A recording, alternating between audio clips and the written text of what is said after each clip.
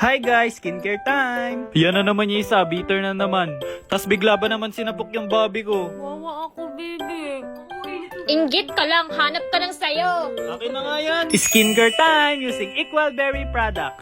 O ayan, pinapili ko na lang sila para di sila mag-agawan. Baka mag-away pa eh. So ayan nga yung napili ni Bobby, yung Equal Berry Swimming Pool Toner Pad. Wow, ang ganda na napili ko. This Equal Berry Swimming Pool Toner is a gentle exfoliator that tackle close comedones without irritation. Ayan, nilagay ko na sa mukha ni Bobby. And guys, it soothes and prevents acne by maintaining a skin-friendly pH between 5 and 6. Wow, ang smooth naman na mukha ni Bobby. Kita nyo ba yan? Ay, sumiksena naman yung isa. Sophia talaga.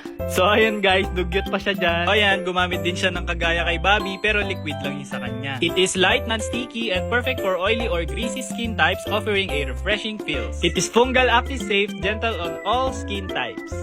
So after mag-toner ni Bobby, gagamit naman siya netong Purple Bakuchiol Smoothie Serum. So ayan, piniplex lang ni Bobby yung texture ng serum dyan. Para talaga siyang smoothie. Ayan, dahil act of service yung love language ko, ako yung nag-skincare kay Bobby.